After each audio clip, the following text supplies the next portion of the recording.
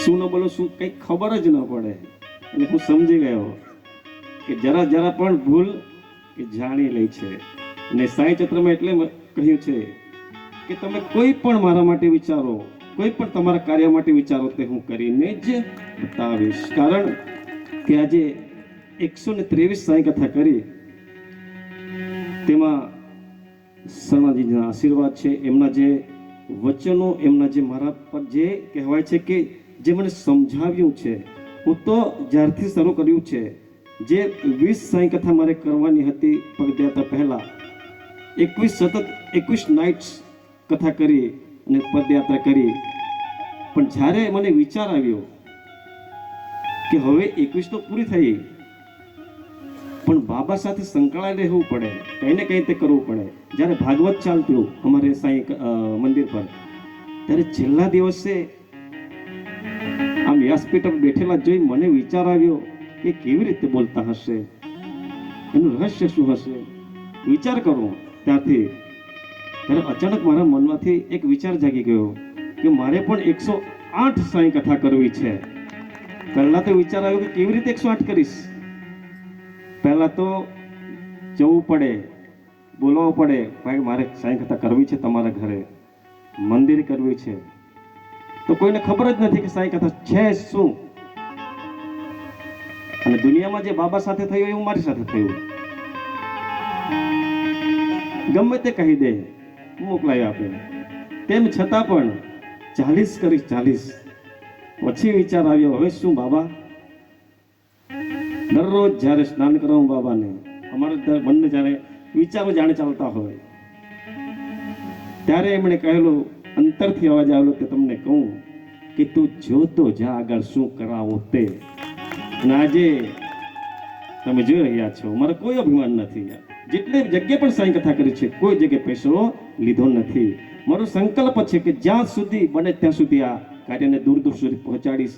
કારણ કે મારે સાંઈ જ્યાં સુધી જીવાડશે ને, એના માટે તો હું ગમે એ કરીશ. કારણ કે દુનિયામાં ઘણા સાંઈના ભક્તો છે, ઘણા 4 વ્હીલર 2 વ્હીલર પર લખેલા છે સાંઈ, પણ કોઈ સમજતું નથી આ સાંઈ છે કોણ. ત્યારે મને વિચાર આવે, જો એટલા જ ભક્તો આવા કોઈ કાર્ય થતા હોય ત્યાં આવી જાય તો બાબા પણ ખુશ છે. કારણ કે જ્યારે જ્યારે પણ એમની વાત અને એમના સંવાદો સાંઈ ચૈત્રમાં એક એક આખી જિંદગીની કહાની અંદર મૂકેલી છે સાંઈ ચૈત્રમાં, પણ તેને સમજવાની જરૂર છે. પણ કહેવાય કે જે રીતે જ્યાં સુધી ડૂબકી ન લગાવીએ ત્યાં સુધી મજા ન આવે. હરિદ્વાર ગયા હશો, ઠંડુ પાણી, પહેલાં તો પગ ધીમેથી મૂકવાનો વિચાર થાય, ઠંડુ છે. એવી જે આ કથા પણ છે, પહેલા એવું જ થાય કે જાઉં ન જાઉં, જાઉં ન જાઉં, એવું થયા કરે, પણ ચાલ જાઉં. હવે જ્યારે ગંગા નદીમાં થોડો પગ મૂક્યો અંદર, આટલો પાણીમાં થોડો રાહત થઈ, તેમ જરાક હજુ બીજા દિવસે તમે કથામાં જાઓ, હજુ કંઈ તમને મળશે. તો જ્યારે ગંગા નદીમાં એટલે પાંચ સુધી તમે જાય રહો તો પણ હવે જરાક શાંતિ છે એવું થાય. તેમાં કથામાં પણ એવું છે, જેમ જેમ તમે અંદર જશો તેમ તેમ તમે આનંદમાં રહેશો, કંઈ ને કંઈક જાણવાનું મળશે. અને જ્યારે હર હર ગંગે કંદ ડૂબકી લગાવો, બહાર નીકળો, ત્યારે તમને તેનો ગરમીનો અનુભવ થાય. તેમાં સાંઈ કથા, આ સાંઈ ચૈત્ર, સાંઈ મૃત, એ તો કિસ્મત હોય ને એને જ મળે છે ભાઈ. કારણ કે આ દુનિયામાં મને તો કેટલાય કહી ગયા બહુ જ કથાકાર છે, પણ મને જ્યારે થયું કે મેં યુટ્યુબ પર પણ જોયું, બધા અલગ અલગ સાંઈના કથાકારો છે, પણ મને એવો વિચાર થતો કે આપણા આ જિલ્લામાં, આપણા આ બાજુ પણ એવું કંઈક થવું જોઈએ. તો કહેવાય છે કે જેને નિમિત્ત બનાવે છે, આજે મને ખુશી છે કે શરણાનંદજી છે, અને મને પણ એનો આનંદ છે કે અમે બને ત્યાં સુધી લોકો સુધી પહોંચાડીશું આ કાર્યને. અને એટલા માટે જે સાંઈ ધારાવાહિકમાં કહ્યું છે તેમ, સાંઈ કથાય અનંત હૈ, साईं नाम अनमोल, जन्म सफल हो जाएगा, साईं साईं बोल, साईं राम साईं साम दुख भंजना तेरो नाम साईं राम दुख भंजना तेरो नाम यश गान पद्मतान साईं राम यश गान गुण राम साईं राम साईं राम साईं राम साईं राम दुख भंजना तेरो नाम साईं राम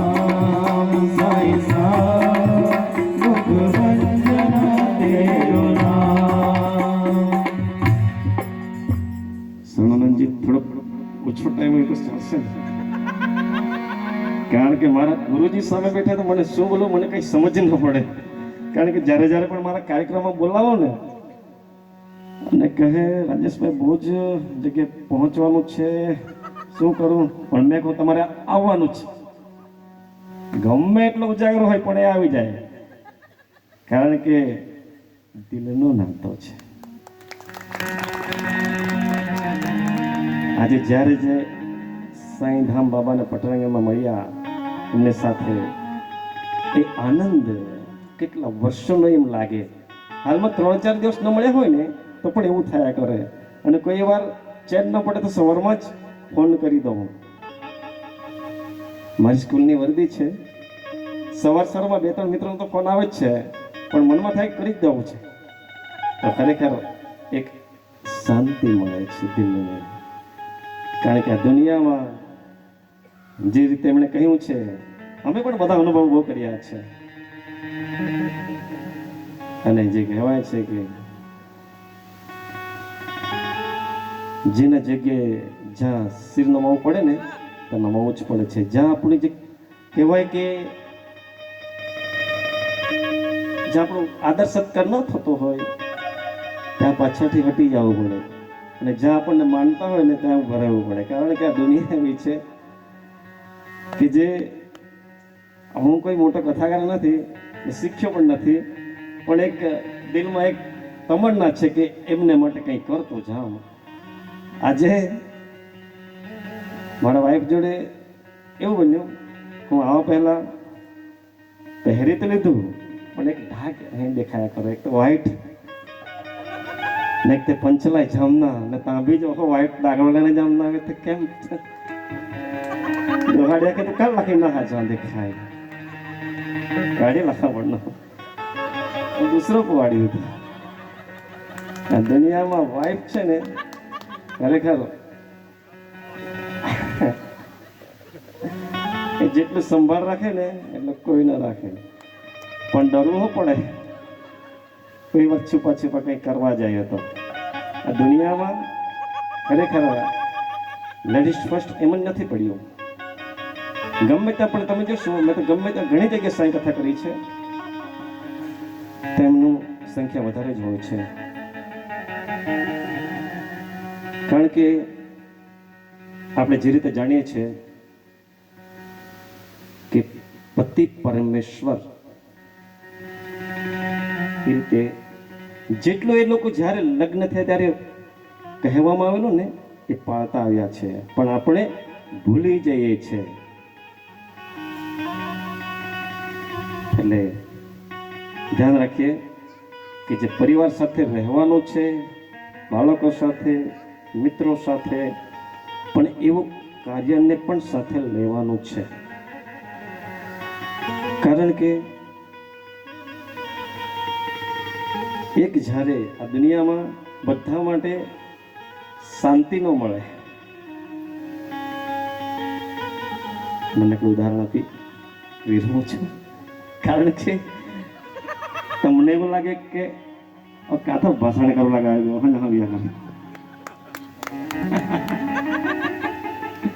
કારણ કે આ મેં બોલી રહ્યો છું ને એમનો જ પ્રતાપ છે.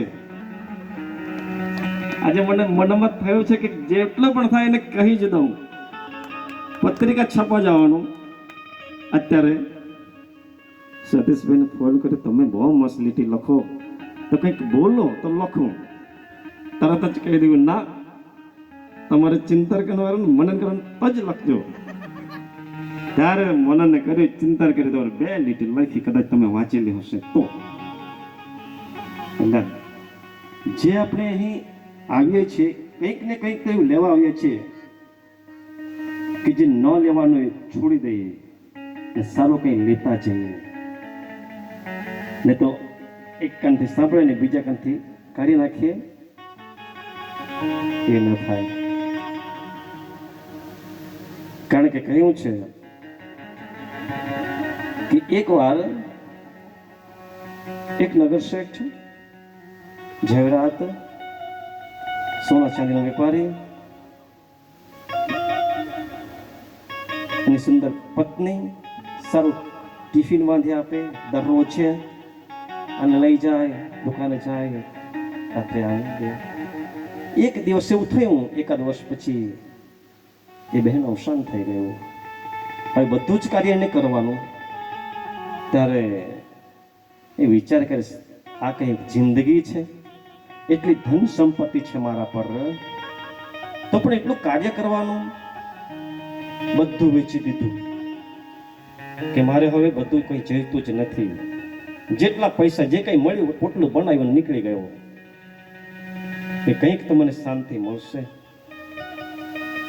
આજે દુનિયામાં જઈએ પણ ગમે ત્યાં પણ જઈએ તો એવો જ લોકો કહે કે શાંતિ જ નથી, એટલું જ બોલે.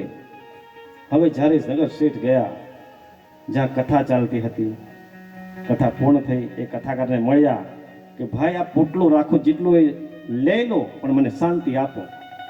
4-5 દિવસ કથા સાંભળી પણ શાંતિ ન મળે, પાછું પોટલું લઈ લીધું.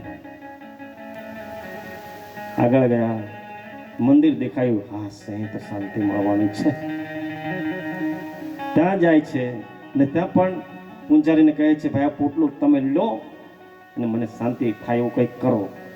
હવે જ્યારે દરરોજ આરતીમાં આવે, પૂજા કરે, આરતી કરે, અઠવાડિયું નીકળી ગયું, ત્યાં પણ કંઈ શાંતિ ન મળે. પાછું પોટલું એને ચાલતો ગયો.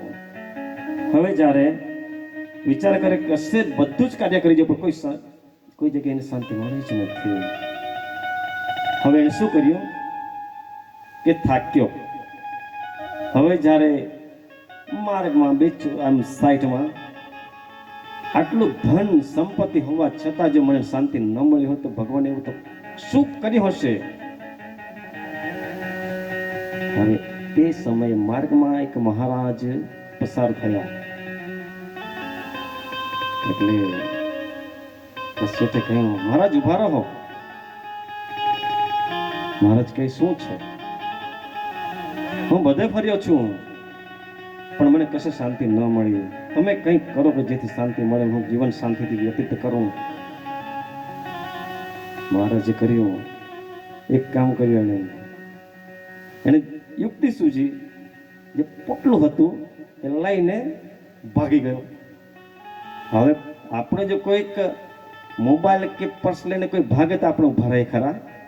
આપણે પણ ધોણ લગાવીએ અને ત્યારે તો જીવમાં જીવ આવી જાય તેમ ડબલ સ્પીડમાં જઈએ કે એને પકડવાનું તે